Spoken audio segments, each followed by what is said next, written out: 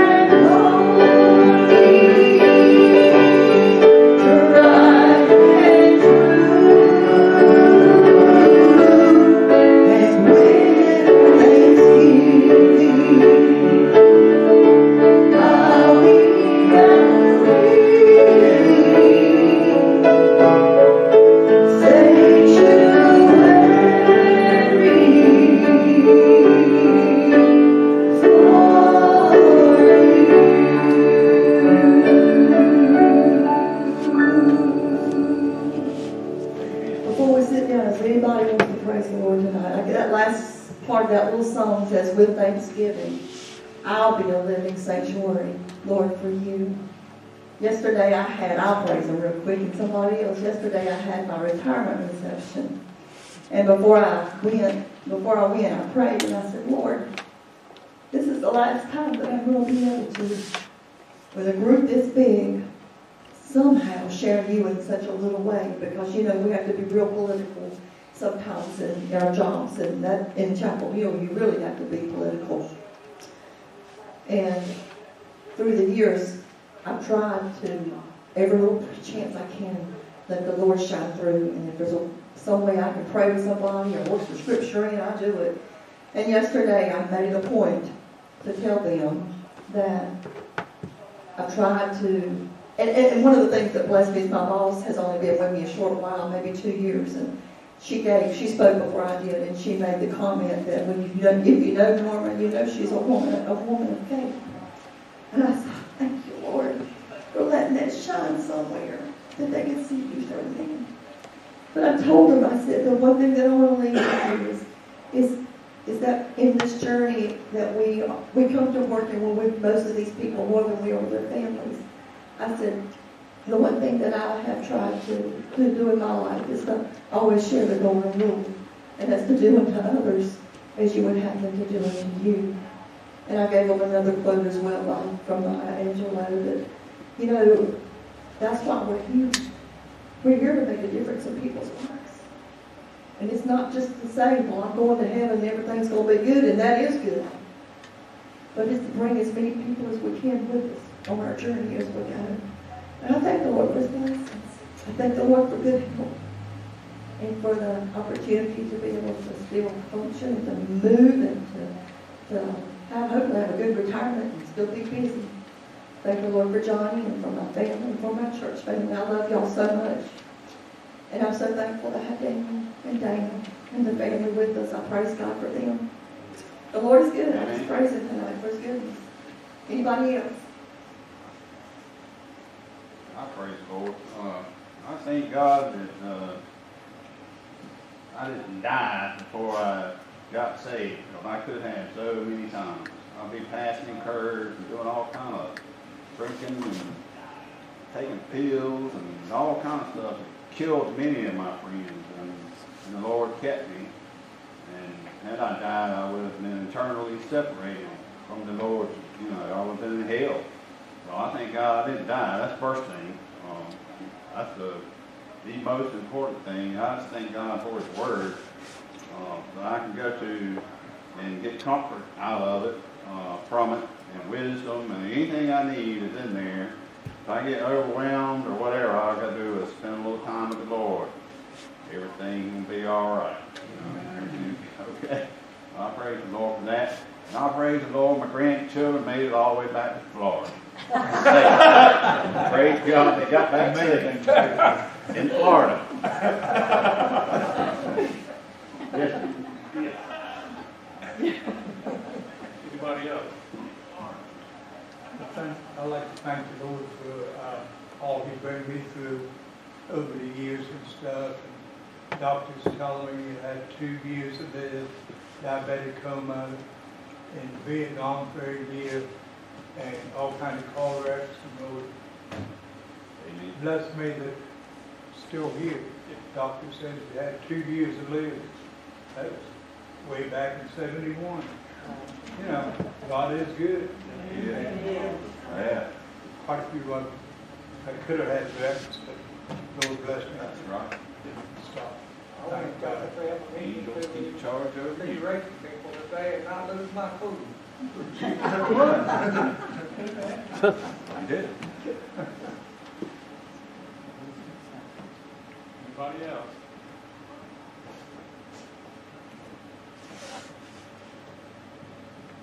Well, y'all can have a seat. So I kind of asked around a little bit to see what Wednesday nights would be like and what kind of things we do and didn't do. And I know that maybe in the past little bit they've been a little sporadic and maybe not one big theme or a book study or whatever. And I know that Romans has been done not too long ago. And I thought, well, if we go into the Old Testament, the chance of me redoing something somebody else has done recently goes way down. And I love the book of Joshua. And the book of Joshua is about transition. And we're going through transition. And so several things just came together. And I thought, well, we'll just take us a little step by step through the book of Joshua and see if we can learn anything. All right. And so I'm up here and y'all are back there. If you want to turn up the volume, there's one way to do it. And so if I see y'all doing that, what I'm going to do is this. And there's your volume button. So anyway, I think it'll be fine. So if I'm doing a Bible study, I usually have. Do y'all want me to have a microphone, or does it matter? Well, here's one, Well, you try. You can leave it right here, and if I need it, then we'll go with it, and if I don't, we'll be fine. I think that, as opposed to say a Sunday morning where I'm talking and y'all are much more listening, maybe answering a question here and there, we get a whole lot more out of something like this if we have a conversation, and we have a better conversation if we were a little closer together. But hey, listen, y'all be comfortable where you are. Hey, you move up front. I didn't, hey, I'm on the record saying I didn't tell y'all to. I just encouraged you. I encourage.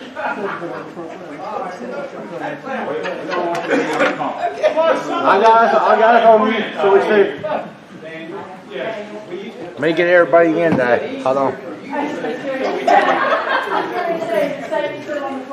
It's safe to sit on the front row over there. I'm trying to get everybody on the camera too. I'm trying to get all of y'all. You're in the no spit zone, right? Right, that chair's in trouble. No, snakes don't come out till year 2. We need a little stability before we pull snakes out. So for a Wednesday night study, a lot of times, like for a Sunday school class, you have a curriculum and it helps you stay on task and keep moving. For me, doing a Wednesday night study, what helps me keep moving is if I follow somebody who's done a lot more studying on a book than I have. So what I've done is I bought this book a while back. It's a commentary. There's the information. If you want it, you can buy it and read what I read. This guy has a really good style. He's a professor, but what he does is he just breaks things down where they're real simple. And so that's my style. I don't think the Bible is meant to be so complicated you couldn't understand it. I think it's meant to be simple. The problem is it was written a long time ago in a scenario that I'm not living in. And so he clarifies some things, but if you want to have the kind of resource that I have, if I use other resources, I don't want to stand up here and pretend everything I say is mine when it's not. But I want to follow an approach that helps us get the most out of it. I've done things where I wrote studies and all of that, and it takes about 4 times as long as using a resource like this, and so especially for the start, I thought this would be a great thing. So we'll do a little bit of introduction to the book and then cover maybe one lesson and be on our way. So if you were to say, what is the theme of Joshua? Probably the key verses are Joshua 21, 43 through 45. And I want to read those together. It says, "Thus the Lord gave to Israel all the land that he swore to give to their fathers. And they took possession of it and settled there. And the Lord gave them rest on every side, just as he had sworn to their fathers. Not one of all their enemies had withstood them. For the Lord had given them all their enemies into their hands. And this is it. Not one word of all the promises that the Lord made to the house of Israel had failed. All came to pass." That's the theme of Joshua. Everything God said God would do, God did. Right? And so that's the reason why we have the book of Joshua. And so what promises are we talking about that God made that he fulfilled? Well, you got to go back to Genesis chapter 12 when he was talking to Abraham.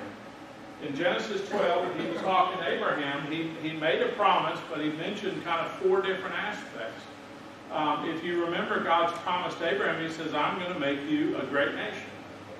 So it had to do with people. He's going to bring together a nation, and that nation would be Israel. At this point, Joshua's commanding a nation. He said, there's a plan in verse 3. I believe this is God's plan for us too. But he said, in you, meaning Israel, the people of Israel, all the families of the earth will be blessed.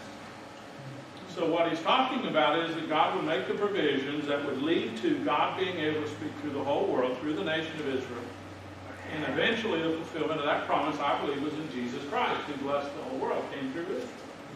So what he said to Abraham is, I will bless you to make you a blessing to other people. So that's the plan. God blesses us to help us bless others in His name. There was a place involved. And that's the most of the book of Joshua is about the place. In the land I will show you. And then in verse 7 he says, I'm going to give you this land. What was that land? Canaan. That was the promised land. When they came out of Egypt and were headed out and had to cross over when they were standing there and Pharaoh was coming and they crossed the Red Sea, they were headed up through the wilderness and going to claim the promised land. And so God said, this is the place that I'm going to go, and He sent them on that way. And most of the book of Joshua is them getting to that place. The verses we just read are they got there, but most of it's going to be how do we get there. And then part of that promise always, and you can read it different places, I only included verse 3 there in terms of the presence. But at all times, God's going to go with them to do that. He says, along the way, I'll bless your blessers, and the ones despising you I'll curse. What He means by that is every step you take, I'm going to be there. This is a process with me in it. And so all of those processes, all of the promises that God made to Abraham in Genesis 12, He's picking up in Joshua. Now, we might not know why He feels like He needs to pick those up, but we'll talk about that in a minute. So if we look at, by the way, that's a picture of Jericho. Remember the wall of Jericho? That's a picture of one of the walls. And they would build their houses in it. So if they tore down the wall, they didn't just tear down the wall. They tore down the houses in the wall. I thought that was a really cool picture, so I included that today. All the slides are slides that I did, but the content and the organization of the content, a lot of it I got from this book. So Joshua is about the continuation of the promise. Well, what else would be helpful if we want to study Joshua? Who is Joshua? We know Joshua from before the book of Joshua and the book of Numbers. A lot of you remember that when they came out of Egypt the first time, they came out and they stayed out, but they stayed in the wilderness for 40 years. At the beginning of that 40-year time, they picked 12 spies to go into the land of the promised land, Canaan land. Remember that story? 2 of them said, we can do it. 10 of them said, nope, we don't. One of the 2 was Joshua. He's one of the ones who went through the land and said, God provided us a great land. We're going to inherit it. It's going to be awesome. Let's go. That's what he says here in Numbers chapter 14. This is Joshua and Caleb, their kind of thing. It says Joshua the son of Nun and Caleb the son of Jephunneh, who were among those who had spied out the land, tore their clothes and said to all the congregation of the people of Israel, the land which we passed through to spy it out is an exceedingly good land. If the Lord delights in us, He'll bring us into this land and give it to us, a land that flows with milk and honey. Only do not rebel against the Lord. Do not fear the people of the land, for they are bread for us. What does that mean? We're going to eat them up. Right? And we're going to enjoy it probably. That's the bread metaphor. All right, their protection is removed from them. That's an interesting statement. And the Lord is with us. So do not fear them. Then all the congregation decided what? Stone. They're going to get us in trouble by invading this country, and we're going to all die. So why don't, instead of all of us dying, why don't just the 2 of those die? And we'll stay out here in the wilderness. That's their decision. So who is Joshua? Everybody thinks, oh, Joshua's great. Joshua is already a failure. Right? And maybe that's exaggerating, but he tried to get them to go, and they wouldn't. He's not a leader, because if you think you're a leader and you turn around and nobody's following, you're not a leader. There's a sure sign. So if he turns around and they're not leading, they've all picked up rocks.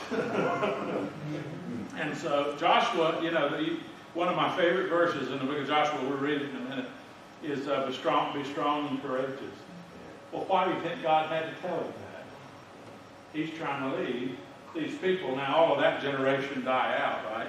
But listen to this at the end. They tried to stone him with stones, but the glory of the Lord appeared at the tent of meeting to all the people of Israel. So God said, no, I'm going to keep that guy. He's going to be helpful to me. And so 40 years in the desert, all the generations that were alive that were part of the stoning, everybody who picked up a stone is gone. They're dust to dust, ashes to ashes, and Joshua's left. And so we pick up with Joshua 1. That's kind of the background. We know who Joshua is. We know he's still alive. So that means if he and Caleb survived all of that, they're the two oldest people in the whole area. And so every other person their age passed on. And here they are with this. And so let's look at it this way. We're gonna look at. Have you ever wanted to read the first part of a book and go ahead and read the end to see what happens? The best way to look at this book, and we're going to start off that way, is to read the very beginning and the very end. The way it starts is the way it ends, with a funeral. What's a funeral? Somebody's dead. Right. Transition. What else? Being missed a lot. What happens if somebody who dies is somebody everybody likes? Right? There's a void. There's a gap. And it's really a question of who's going to fill that gap. And so here we have all of those things all together, but we're going to look at the funerals at the beginning. There's one funeral at the end, at the beginning that we talk about, and then at the end there's 3 funerals. We'll talk about that too a little bit. But so we're going to read the first 18 verses, and then look at that as being the first funeral and kind of talk about the different steps there. And then we'll look at the last part, and that's sort of how we'll break up tonight. Joshua 1:1. If you have a Bible near you, I notice there's Bibles all over. Joshua 1:1 says, after the death of Moses, the servant of God, the Lord said to Joshua, the son of Nun, Moses' assistant, he says this, Moses, my servant, is dead. Now therefore, arise and take the children of Israel back into Egypt, because my plan is over. Moses died. Is that what it says? Right? Everybody thought Moses was the deliverer. Everybody thought Moses was going to take them to the promised land. When Moses died, the reason Joshua's about the promise being fulfilled is because everybody's in despair because Moses died. And everybody thinks, oh well, we're in trouble. Right? But God says, listen, I used that guy to do this. But guess what? We're going to go this direction, and I've got somebody. Right? That's the transition. That's the funeral. And it is, this is an end to an era, and it's Moses. If you talk to somebody who's of Jewish faith today and ask them who's the most important person in their faith, odds are Moses beats out King David and some of the other characters of the Old Testament. Moses delivered the law. Moses is Moses. And so here, it's almost like we're starting off on a somber tone with a loss, with a funeral, with a death, because this now Moses is gone. We spent 5 books of the Bible building up to Moses and all of that. You know, so we had Abraham and all that. But then Moses stopped the children of Israel out of Egypt, and he's the deliverer, and he's carried them, and he's doing this. And now he's gone. And God doesn't say, oh, well, I made you some promises, but my people didn't deliver. I had a guy picked out, but he just couldn't do it, right? Why did Moses, why was he not able to take them into the land of Egypt? You remember? I mean, when they said, speak to it, he struck it. That was one of several disobediences, I think, that led up to that area. And one of the things God says, because of that disobedience, you're not the person who is going to have the faith to lead them in that. So he was looking for another generation. He was looking for the next one out there. All right, so this is what he actually says. My servant is dead. Now therefore arise, go over this Jordan, you and this people, into the land that I'm giving them. It's time. I'm going to give this to you. You just need to get up and go, and I'm going to take care of the rest. And what he's looking for in Joshua is somebody just to say, if God says go, I might as well go. Not everybody does that in the Bible. You know, God went to Moses and said, go get my children of Israel out of it. And Moses did nothing but make excuses. I stutter, God. I can't. Okay, we'll take Aaron with you. Well, God and this and God and that. He's just looking for somebody to be strong and courageous. So this is the promise of God. Every place that the sole of your foot will tread upon, I have given to you, just as I promised to Moses. from the wilderness and this Lebanon, as far as the great river Euphrates, all the land of the Hittites to the great sea, toward the going down of the sun, will be your territory. If you look at a map, that's huge. It's a lot of area. And he's saying, this is what I'm giving you. It's much more than they need at that point. It's enough for them to multiply and grow and do and become the nation that God wants them to do. He says in verse 5, no man will be able to stand before you all the days of your life. Just as I was with Moses, so I will be with you. I will not leave you. I will not forsake you. Be strong and courageous, for you shall cause this people to inherit the land that I swore to their fathers and give them. Only be strong and very courageous, being careful to do according to the law that Moses my servant commanded you. Don't turn from it to the right hand or to the left, that you may have good success wherever you go. The book of the law will not depart from your mouth, but you'll meditate on it day and night, so that you'll be careful to do according to all that is written in it. For then you will make your way prosperous, and you'll have good success. Have I not commanded you? He says it again, just in case he forgot. Verse 9 is a repeat. Be strong and courageous. Do not be frightened. Do not be dismayed, for the Lord your God is with you wherever you go. So Joshua then commands all the officers of the people, pass through the midst of the camp and command the people, prepare your provisions, for within 3 days you'll pass over this Jordan to take possession of the land that the Lord your God has given you. I love that he says 3 days. Right? That pattern is repeated throughout. You know, we're going from death to life. How long was Jonah in the belly of the whale? How long was Jesus in the grave? Okay? And so this is a sign of life and all of the things that are to come. So he says to the Reubenites, the Gadites, the half-tribe of Manasseh, we'll talk about that in a minute.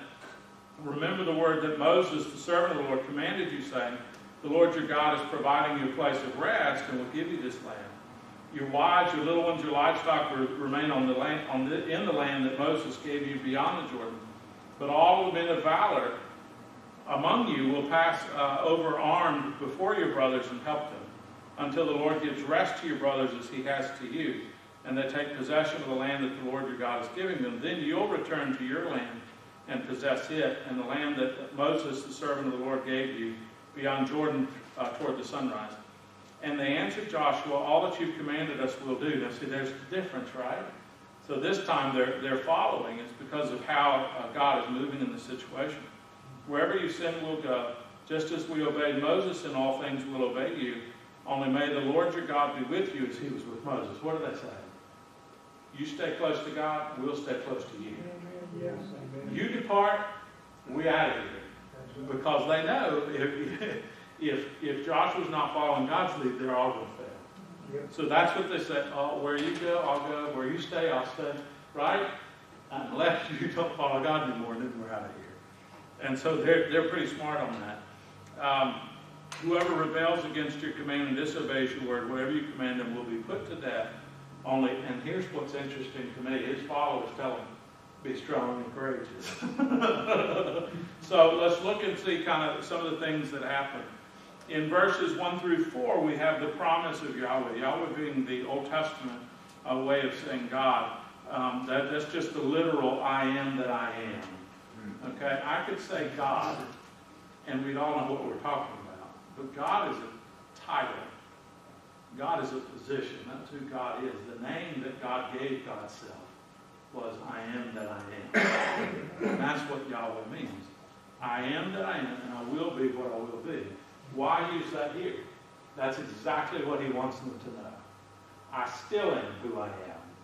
Moses said, well, who should I say you are when I tell the children of Israel we're leaving this place? And he said, you tell them I am that I am. Right? So when we're talking about God, he still is who he still is. And so let's keep, that's the name of God. God is the title of God. Just like Jesus. Jesus was his name. Christ is his title. He's the Messiah. That's his title. That's the position he holds. But Jesus is his name. And Jesus is a very slight change in Hebrew from Joshua. From Yeshua to Jesus is a very similar. So the name Jesus is actually derived from the name Joshua. So in many ways, Jesus was seen as a Joshua type figure who's a deliverer and a provider. So the context of the promise is the death of Moses, and all these people, Moses the Great's gone, are going to be thinking about, what do we do now? What do we do now? What do we do now? I bet all that generation that's alive in the 40 years that they're walking around in the wilderness, that their shoes don't wear out, that they're eating manna every day. Don't you think they're talking about, Caleb hadn't died, Joshua hadn't died. If they say something when Moses is gone and the rest of our parents are gone, we better listen. God might be serious about this. And so maybe they're prepared for this idea that Joshua would be here one day. But I bet all of them were sitting there thinking, Moses was our guy. And when you have somebody who's led them for so long, from before they got out of Egypt to the pathway through the Red Sea, through 40 years in the wilderness, they've had one leader. That's almost, what would you say, 40-some-year term. That's a long time then to turn around and be the number two. When you take over after that guy, it's going to take a little bit more. So there's a lot of weight to the beginning of that. But what God says immediately is, listen, I said I was going to do it. I'm still going to do it. You're my guy. In the second part, the presence, we get again God saying, I'm going to be with you. I'm going to be with you. I'm going to be with you. Verse 5, verse 9, verse 17, all of those are, hey, your success is derived from my presence. You leave that, you're going to be in trouble. And so there's a very real reason there for Joshua to make sure that he stays close to God and does all of the things that he's supposed to do.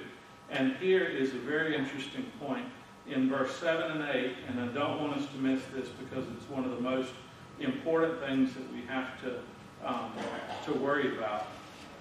Verse 7 and 8, God says, so be strong and courageous. Remember that? But then he says, being careful to do according to the law that Moses my servant commands you. Don't turn to the right or to the left, that you may have success where you go. And he says, this book will not depart from your mouth, but you shall meditate on it day and night, so you be careful to do according to what is written. What does he mean?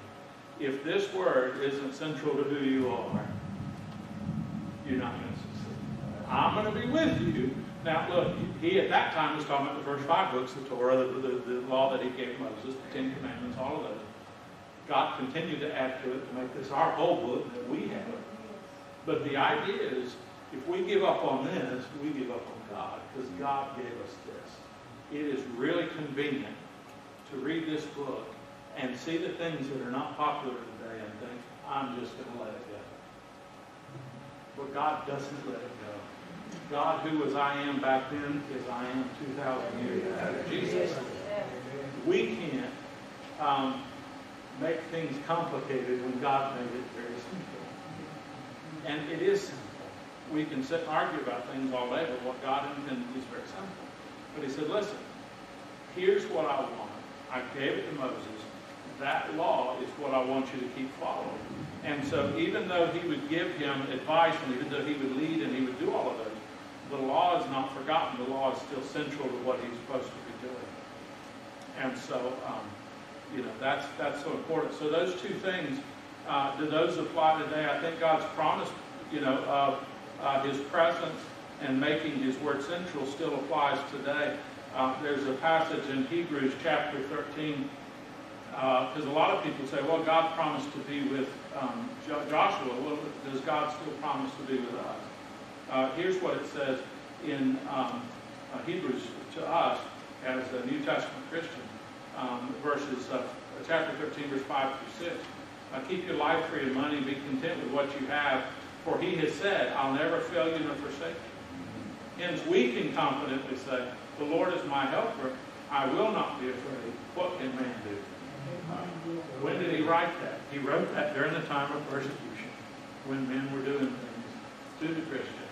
The apostles that survived Jesus, a lot of those were killed in some outstanding way. A lot of them were martyrs. At least one was crucified, and he says, I'm not worthy to die the same way that my Savior did, so they crucified him. They were being attacked, and here's the all of Hebrews, which is God saying through the all of Hebrews, we can confidently say, the Lord is my helper, I will not be afraid. He is with us the same way that he was with Joshua. So if we say, well, this is a book about the Old Testament that applies to me, well, absolutely, it does apply to me. What about the part about making God's word central to our lives as it was should we meditate on it? Should it not depart from our lips? Absolutely. Whatever, and ours is not, our purpose is probably not to go back and re-inherit the promised land. That was Joshua's to do it. But what is our purpose? Our purpose is to go and make disciples. Right? He says it very clearly. Go into all the world, make disciples of all nations, baptizing in the name of the Father and Son and Holy Spirit, teaching them to obey all that I've commanded you, and behold, what? I am with you always, even to the end of the age. So Jesus was saying he's going to be with us, right? And he said at one point in his life, he said, I'm going to go away, but it's better for me to go away because I'm going to send my Spirit. My Spirit, you through my Spirit, are going to do greater things than I ever did. Well, that's interesting. How many of us could do greater things than Jesus did? Well, then Paul started a whole lot more than Jesus. You know? Peter, through that, sent out a bunch of missionaries, and around that time, you know, Jesus, what he did is he consolidated his disciples, and then what the disciples did is they exported Christianity throughout the world. And so, you know, he said, it's good for you that I leave, and I bet his disciples were sitting there thinking, I don't know that it's so good for you to leave. But Jesus said, well, the reason it's good is because I'm going to send my Spirit upon you. So go away to Jerusalem, be in one place as a sign of unity. And when you do that, I'm going to send my Spirit. So the rest of that is in Acts. But so what we see here are the things that were in the book of Joshua so many years ago are things that are still true in our lives today. And then again, he was talking about this people. The interesting passage from, say, verse 12 to 18, so what happens is, if you go back and look in Numbers 32, Moses is trying to say, when we do inherit the kingdom, the Canaan land, each of the 12 tribes is going to get a plot of land. How many of you have ever been around children when they're trying to split up family property? It's a tough situation. There's a group, and I'll tell you about where they are. They're north of the Pilot Mountain. But they're two brothers, and they both inherited family land, but it was such a difficult situation. They both built on their land, and they both have houses within sight of each other, but they hadn't spoken at that point. There were such hard feelings over it. They both have big dogs, and the dogs hate each other. And so what they'll do is they're letting out their dog, they'll turn on their back porch light, and the other one can look out, and if their back porch light is on, they keep their door inside, and vice versa. That's all they communicate. So in the midst of that process, in Numbers chapter 32, 2.5 tribes say, well, you know what, we're going to cross the River Jordan and all those lands in there, but we sort of like the land that we have right here. Why don't we just settle here? Well, that's pretty convenient because they can just settle there. They don't have to fight for it. Moses, if you go back to reread the story, got bitterly angry. Because he thought that they were trying to avoid fighting. So what he said is, you have to leave your women and children behind, but all of the men who are men of war are going to go and fight with the rest of them. And then you can come back. Joshua reminds them of that.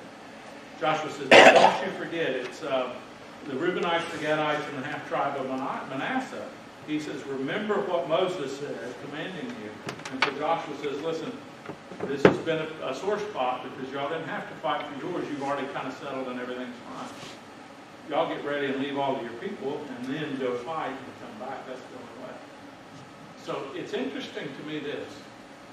At a very early time, when there was plenty of hostility, the Reubenites, the Gadites, and half-tribe of Manasseh fought for land that would never be theirs. They had their land. But because they were a nation, because they were to be unified, because they were to be a people, they left and they went and fought for their brothers to have their land. I think that was a statement of encouragement. I think that there's a place in the church for us to fight hard for people to get something that we don't necessarily want. But if it's going to benefit other people, we do that. Right? And so it looks like here that what they did was took steps, because here, I imagine, and of course it was a battle, and some of the battles were given, and some of them there weren't many. Some of those people left and didn't come back. But they did it so that the whole tribe, the whole nation would be together. So here, I don't think it's a small point to say unity is important. And there's a time for people to fight for something that's not necessarily their biggest priority. Right? So I want to tell you a story, and the story is about a church that my great-grandmother went to. And my great-grandmother, they were in Randolph County, and at that time, organs were becoming more popular. And this was a Quaker church, but a part of a different denomination. And so when the young people, the new thing was the organ, they wanted it for the young people. And there was a guy in the church, and I know the name of the church, I don't know the name of the guy. He swore up and down there would never be an instrument in that Quaker church. And especially an instrument that you had to plug in. Oh my goodness, it just wasn't going to work. So they were sly. My great-grandmother could play the organ, and my great-grandfather could play about 12 different instruments. He had 12-string guitars, he had fiddles, he could play a saw with a bow, you know. He could play 2 or 3 at the same time. He could play harmonica, and he had a little thing. And I think my brother got all that talent because he could play the guitar and all that stuff. He was also a woodworker by trade, and I got a little more talent doing some woodworking. But anyway, they invited this guy over, and they were gathered around an organ in somebody's living room, and the young people were singing to Jesus. And he walked in there, and he heard them singing. He says, "That organ doesn't mean anything to me, but if it means that to them, we're going to, by golly, if it's the day I die, we're going to get an organ in my church."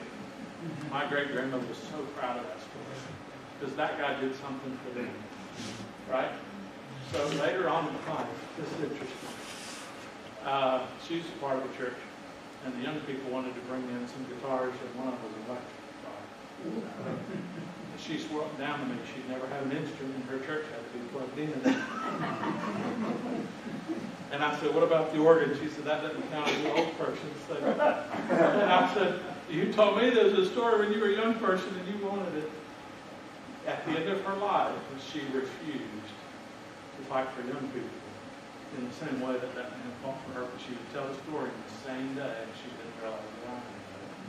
I just think that that's one of the best stories alive. They tore down that church not too long ago, and I took some pictures of them tearing it down, and the organ was still inside it. And so it almost led me to tears, because that was I hate the church to close, because that's a place that was dedicated to the service of God, where souls were saved, and now burgers are being served. And it hurts my feelings. I bet it hurts God's too. I went with a man one time. I've not always been the most tender-hearted person. I think black is white, and black is black, and white is white. And I grew up that way. And we went to go clear out some things. There was a church plant that didn't make it. We were on our way. We rented a bus, a Penske or U-Haul or something like that. And he was driving.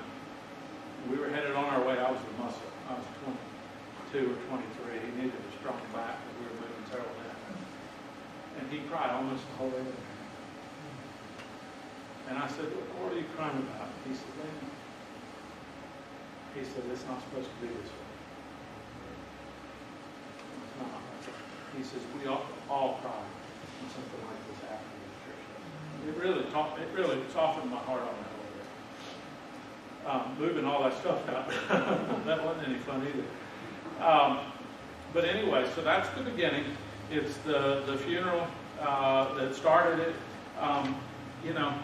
In order for something new to be born, the cycle of life is a lot of times for something old to die.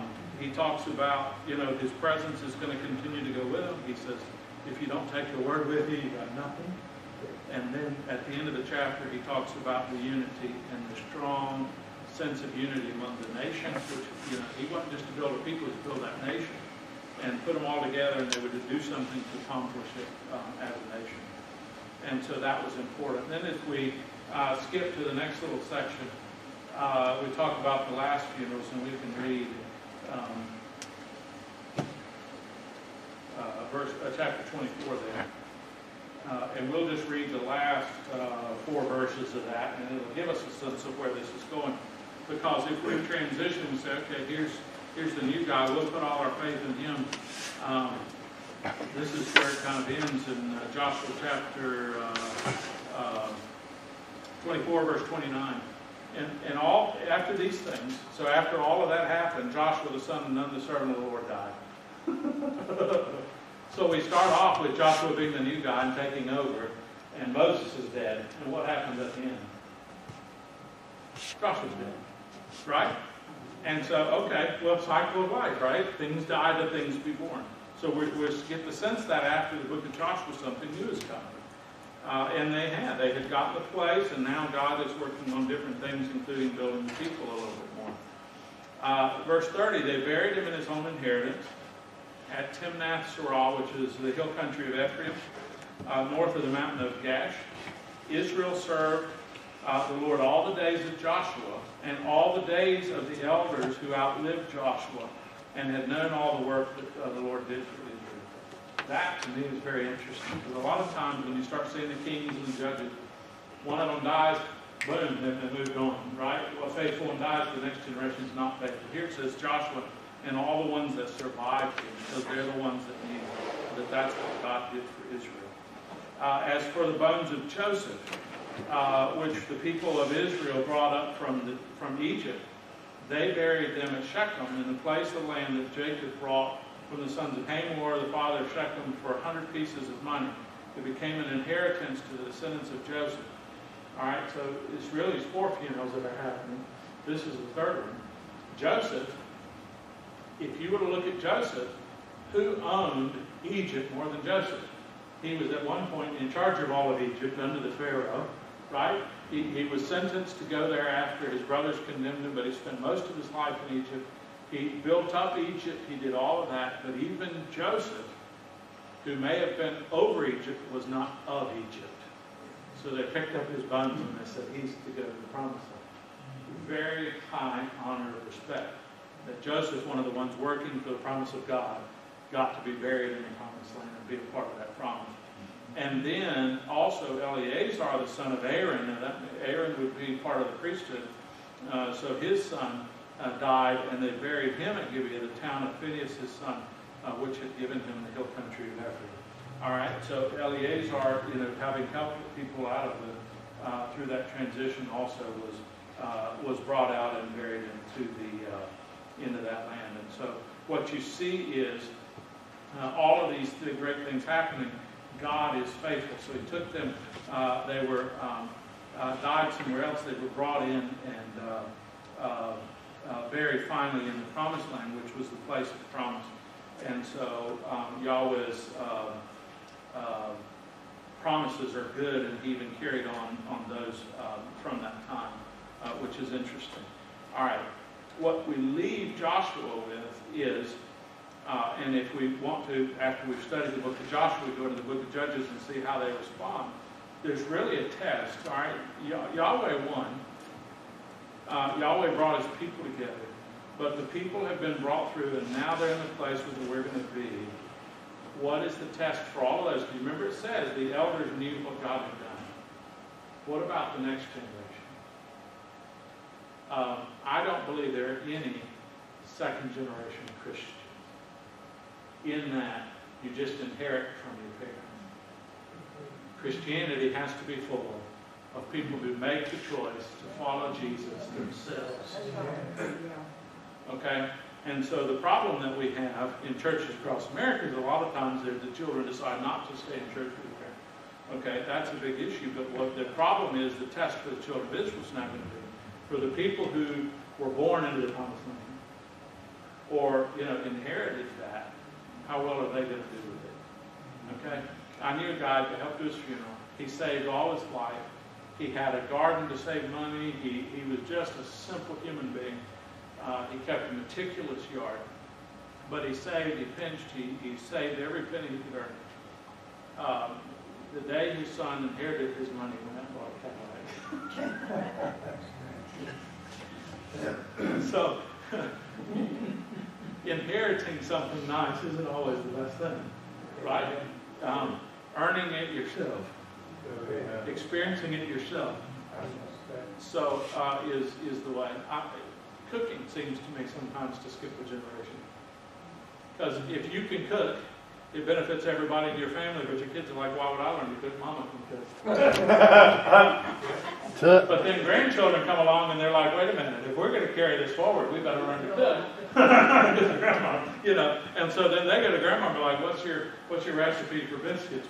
What's this? Now in my family that's not true. Don't you go telling because my grandmother could cook, and my wife's grandmothers and my wife's grandmother can cook, and my wife can cook. Okay, so that doesn't apply to my family, but you know, so the second generation there, they've got this test. What are we going to do? And so what they say is, okay, at the end of this is, does Yahweh have a victory? Okay, and the question is, what's going to happen with the children of Israel? He promised to carry them as far as they would go. They got past the big hurdle. Life is going to get easier. Will they fail? If you look at the growth of Christianity, when the apostles were being, the first 330, 340 years, when they were being persecuted, when they had to meet in houses, when they had to put the sign of a fish on there to let people know this is a church meets here, it exploded. Constantine comes along and makes Christianity the official religion of the Roman Empire. What happened to Christianity? It got complacent. All of a sudden it got to be the popular. I think Constantine wanted to be popular with Christians because they're so big at this point. Right? So I don't even know if people argue whether Constantine himself was a Christian or not. I don't seem to see the evidence of that. But all of a sudden it gets easier. What happens? Maybe I don't rely on God all the time. When you're fighting every day and He's delivering your enemies to you, I'm going to stay true to His word. Once all of that's finished, I don't know, some of those things are difficult. Why don't I live these? And so that's the battle after Joshua is, now let's get complacent. Next week, I'll be here Wednesday night. We'll get back from you to me on Tuesday, and so I'll be here Wednesday. We'll start with chapter 2. So we've talked about the end of it because I wanted to give you some sense of it's going to end where it started. Somebody died and a new thing was begun, but somebody dies and there's a new thing begin. But the story of the book of Joshua is how will they go in and inherit that land and what happens through all of that. I think it'll be fun. I think the book of Joshua is interesting, and there's a lot of good things to learn. Not only, hey, historical lessons, great, but what is God saying through that book that's applying to me in my life? And I think it's good. And we're going to let out a minute and pray. Well, I might as well pray for the last minute. Let's do that. Heavenly Father, we're grateful for this time. We're grateful for your word. It's worthy of being central in our lives. It's worthy of not departing our lips. It's worthy of us meditating on day and night. Thank you for that. Thank you for your presence, that you follow through on your promises, and that not one word of your promises has ever fallen. And so we're thankful for that. Teach us from Joshua. Teach us from your word. Encourage us and help us to learn these valuable lessons that we can apply to church today. I'm thankful for all those things in the name of Jesus Christ. We pray. Amen.